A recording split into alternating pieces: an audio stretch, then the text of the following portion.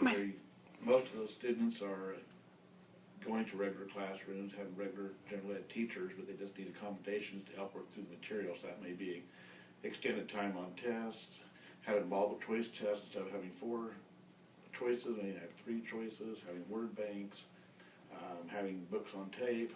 What we do here is that we actually put the books on iPods, and so the students don't feel they stand out, because people can't tell if they're just listening to music or if they're actually listening to a book on tape, so they're not as embarrassed. Interesting, very interesting. One of my other questions was, what kind of technologies do you guys use to help with children with LD? Definitely just what I was describing, and we're also, of course, laptops, and this last year especially, starting to get more into iPads.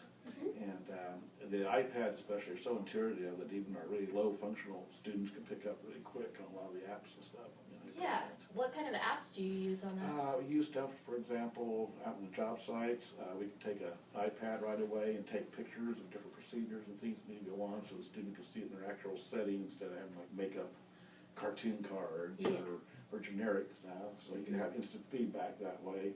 You can put, so the students work well off the lists, so you can create that very easily off the iPad, and for changes it's very easy to change that on the job. Oh, interesting. How often do you see co-occurring LD with other disabilities? Quite often. Quite often. And I hate to give you a percentage, but what's real, I guess really what pops to my mind as being the most common is ADHD, along with the learning disability in the Pacific area. Okay. And the ADHD causes a general overall kind of problem because of this lack of focus, in a lot of cases, lack of organization. And what kind of technologies do you have to cater those technologies to those certain kids and do different things other than just taking pictures and showing it to them, or just having them listen to the iPod like you were talking about with just kids with LD? The other thing do to help the reading is on the Macs, which most of our computers are, anything can be highlighted and it can verbally bring it back to you, or auditorily, so the student can follow along on the text but still actually hear it too, which can be really helpful. Very good.